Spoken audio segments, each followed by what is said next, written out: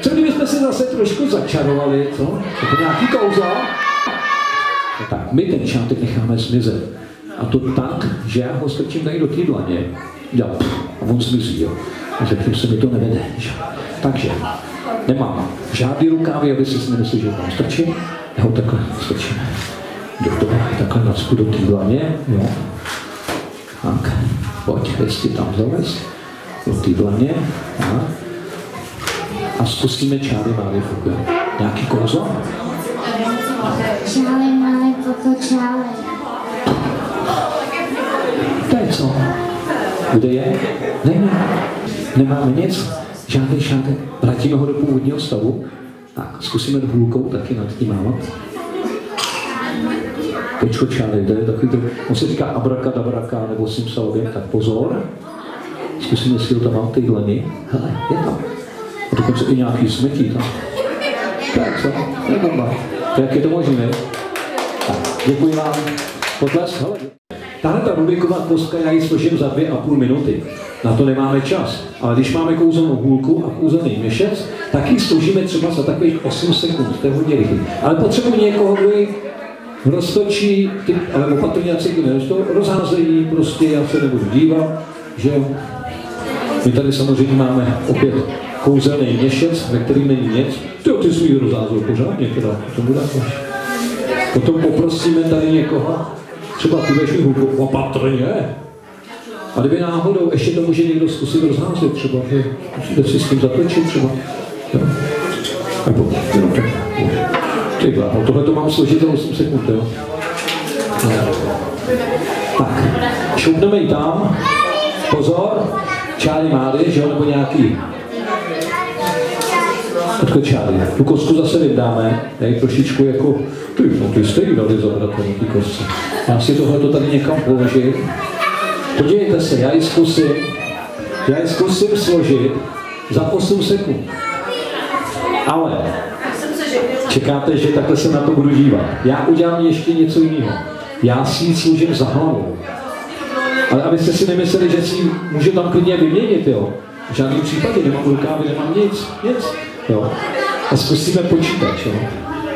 No, můžeš se klidně dívat, já si ji budu točit. Takže pozor, držím kostku, vidíte, jak je krásně rozházená, jo. Takže pozor, 1, 2, 3, 4, 5, 6, 7, 8.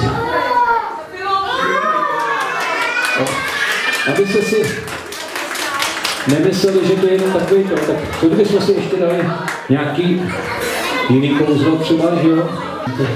Já potřebuju ten provázek, aby mi takhle sám levitoval ve vzduchu, jo? To není normální, že jo?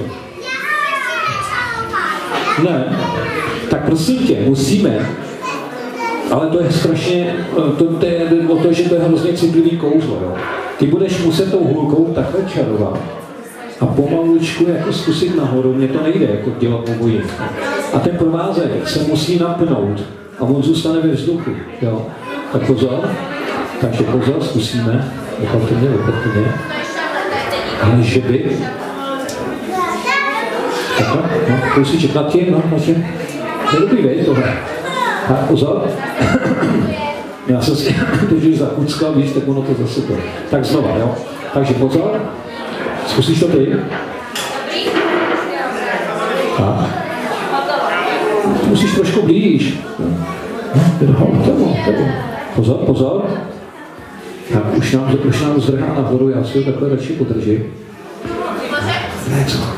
Tak, hezky. Tak, fukni.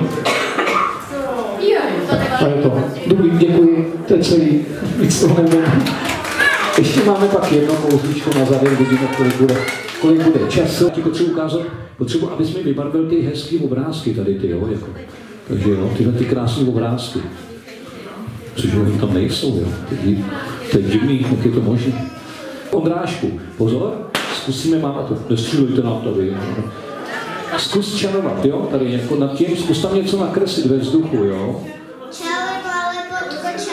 Ty jsi to vzal rychle, no tak uvidíme, no. Hostě, dobrý, ne?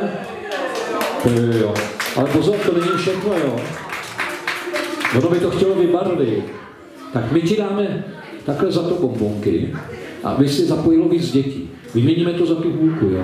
Vidíte, Ondráš je to krásně nakreslil, že jo. A já potřebuji, aby to bylo barevný, jo. Tak, princezna, jak se jmenuje? Evička? No, hezký jméno. Tak, a zkusíme teda hezky barvit, jo. Protože, jak vidíte, jo, obrázky nejsou vybarvený a my zkusíme zase červat. Tak pozor.